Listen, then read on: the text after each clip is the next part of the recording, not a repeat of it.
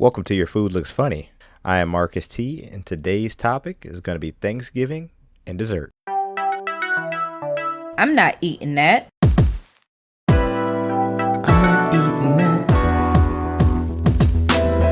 Alright, so today is Thanksgiving Eve. We're just going to get into kind of a recap of what I talked about last week and some desserts and follow up going along with what our plan is as our house going into Thanksgiving tomorrow, or if you're listening to this a little bit later, what happened the day before, basically.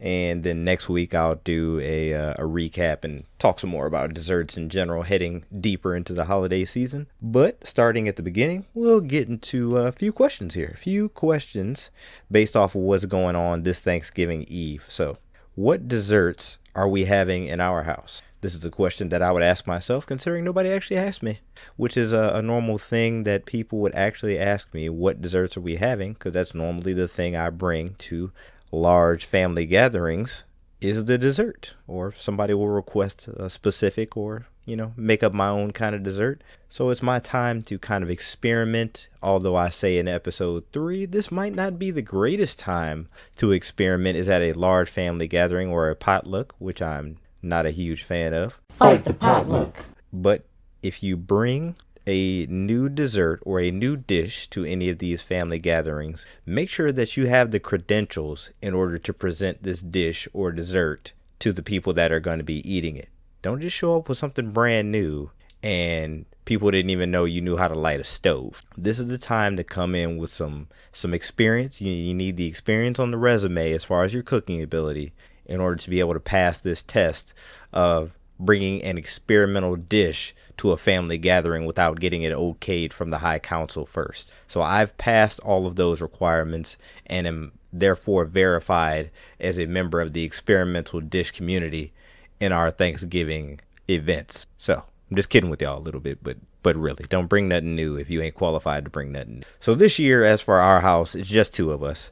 Half the people that I have to please are myself. And I think that gives me the right to vote anything on the menu that I so see fit. But this year we went along with some staples, and what we came to was sweet potato pie, which my wife will be making, and I'll tell you in a second why this will be significant. And myself, I will be making key lime pie ice cream. Now, I ran into a recipe that I really like. We had key lime pie ice cream at my job, and it was really good. And I haven't had it in a while because we haven't been working thanks to COVID. But this ice cream has just been on my mind for a little bit, and I decided, hey, I'm going to find a recipe to make this key lime pie ice cream. And I found a good recipe, but I'm going to add a little twist to it. I'm going to add some raspberry jam, swirl that throughout the ice cream because I like raspberries with the key lime pie. And so I will actually post a link to the recipe that I'm using. It's from a site that I like referencing a lot called My Baking Addiction. She's got just about anything dessert-wise that you can think of making. She's probably made it or 20 different versions of it. So I'll put the link to that particular recipe that I'm going to use right underneath the description on yourfoodlooksfunny.com. So if you want to reference that, go look at it. But going back to my wife is making sweet potato pie. Now, obviously, you've heard my wife's voice in the intro to this show, but she is very picky. Very picky. Again, part of the reasoning behind this show, and she loves ice cream. So what I'm making, she's going to love. But I think she likes sweet potato pie, but she's very cautious about trying stuff that's new, especially when it comes to baking. Not a lot of baking has happened since we've been together. I don't think she's baked anything dessert wise in almost the 7 years that we've been together. So I'll have to reference her on that, and I'll probably bring her on next week just for a follow up of how she thinks the experience went with baking the sweet potato pie. But just a precursor, she doesn't really bake that much. I am the baker, and that was probably where my first love of getting into cooking started at, was me making desserts. It didn't start off from scratch. It started off with my brother showing me how to make this no-bake cheesecake that was really good. And I haven't made one in a while, but it was just like 4 ingredients. Very simple, pre-made graham cracker crust. It was good. And then I started making like boxed brownies and stuff. So you add a couple ingredients to the brownie mix and you can make it, and you add the caramel in and swirl that through, and cookie dough and stuff. It was just something about the science behind these things. A little bit of this, but you had to measure everything. And I like the numbers part of it. With cooking, and I've talked about this before, with cooking, it's so much improvisation and you can adjust everywhere that I don't think it was as much of a challenge to me because there was always a fix to be had. And with baking, it tied into my perfectionist side of wanting to make sure I got everything exactly right so I could get it to be the same thing every time I made it. So again, my wife, on the other hand, she cooks, but she doesn't really bake. So it's no problem to me because I'm not a big dessert eater. I just like making it. So it's not like it's a big benefit to either one of us in the house for her and I to both bake. I do it as a creative outlet and in order to experiment with different flavors. And of course, desserts are usually something you can get rid of really easily. People will always find a reason to be able to take them off your hands. So it's not like I can never find people to eat them. It's just that I want to make a whole cake and I'll only end up eating one slice. So there's another 90% of the cake that's left to be eaten, and we have friends that will take care of that for us. So I appreciate that.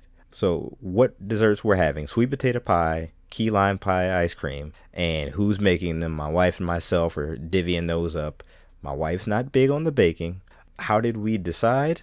On what we were going to be making? Considering, like I said, I like to make new stuff. And it's not like I'm going to predict next year I'll make the same thing because if you be honest with yourself, which a lot of people won't be, or they just don't care, which is nothing wrong with that either. If you just decide I want to have the same menu every Thanksgiving, or I want to have the same core things all the time, or I always have to make this specialty dish, it gets boring to me. So to me, I can't make the same thing over and over. If people request it, maybe, but normally it'll be one of two things that I make. So if somebody asks for a specific dessert, I'm going to make that dessert, plus I'm going to make the one that I wanted. Okay, something has to be a new challenge to me, and if it doesn't cut it, it won't leave my kitchen. So I don't think I've ever had anything that was just came out terribly wrong and I couldn't serve it to other people. But there have been things where I was like, it was okay. It was a B. B's can make it out the kitchen. C's, it depends on what it is. D's, no. But D's often mean I forgot an ingredient or something, and that's just an accident sometimes. But other than that, we're just having the two desserts. It's just two of us. But an update as far as the menu that I gave you on last week's episode as far as our Thanksgiving menu. So I referenced that I would be doing a turkey breast, and I didn't really give you a lot of specifics on what I'd be doing to it because, as usual, I was going to wing it. So I took the turkey breast, threw it in the freezer, and I was going to thaw it out starting yesterday. And before I could have a chance to do that, I ran to the store. So I still needed to get some of my produce items on Monday and some other things. So I needed to go get some other things to fill it out, but I didn't want to have them in the house for, a week and a half. So I like going to get them the week of. So I went to get them on Monday.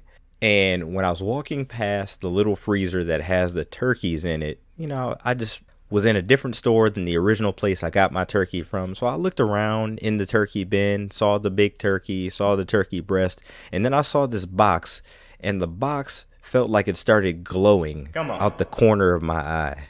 And as I turned my head to see what was on the box, you know what it was? A turducken. They had turducken in this store, and I don't think I've ever seen turduckens in a grocery store. The only two times I've ever had it, my aunt and uncle made them. That was the only time I'd ever had them. I've heard of them, like I said, I've had them in-house with family, but I've never seen them for sale. So, of course, it was like a magnetic field that just pulled me in to read it. I said, I have to come a little bit closer. And as I read the description, I almost drooled on it a little bit, but luckily I had my mask on and it hit inside the mask. So the description was, they had two different versions. So this was perfect considering there's only two of us eating. One of them was a regular sized turducken, which is the full turkey with the rib cage removed. Okay. Now you have a duck inside of that, a chicken inside of that. And then they had this Cajun sausage stuffed inside of that. Okay.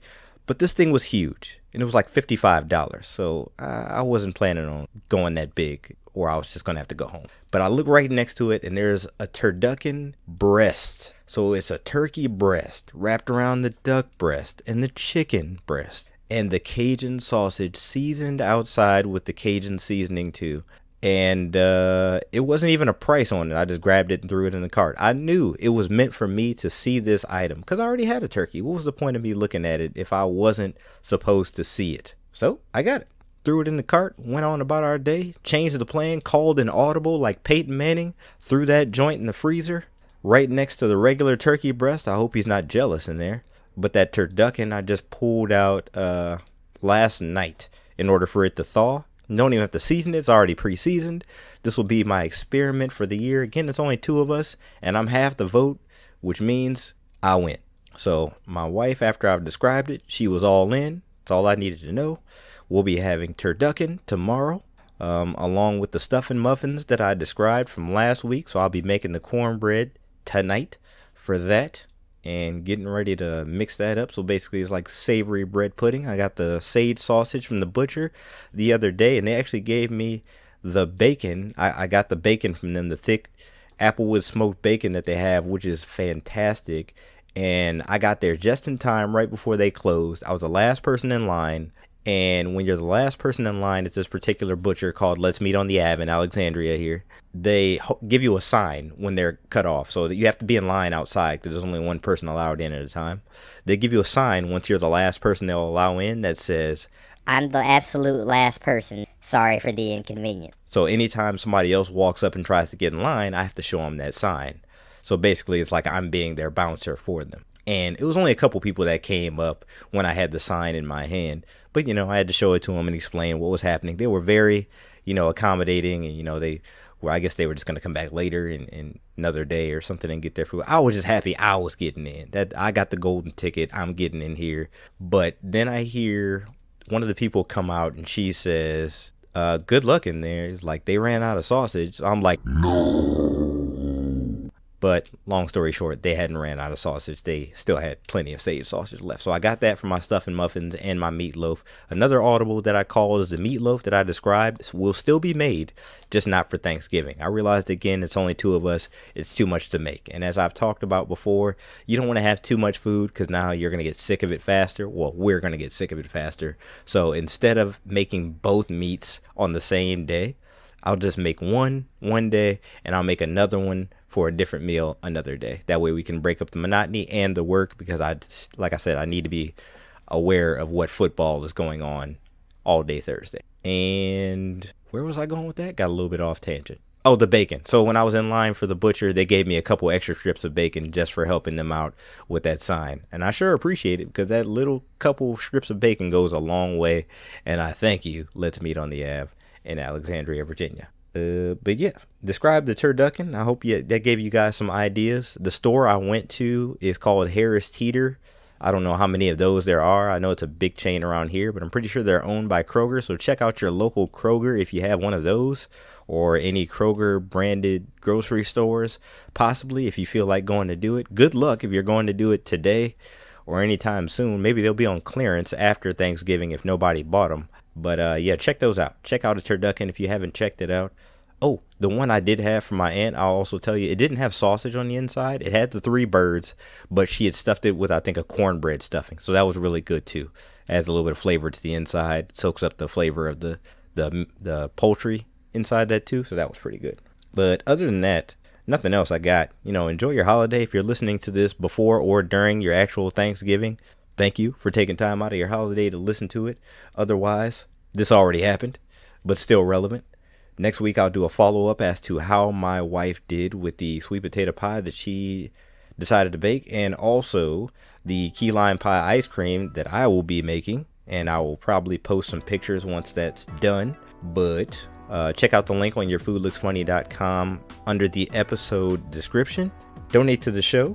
Check out our merch. It's still up there on the website. Again, yourfoodlooksfunny.com. Thank you guys for listening, and I'll see you guys on the next one. All right.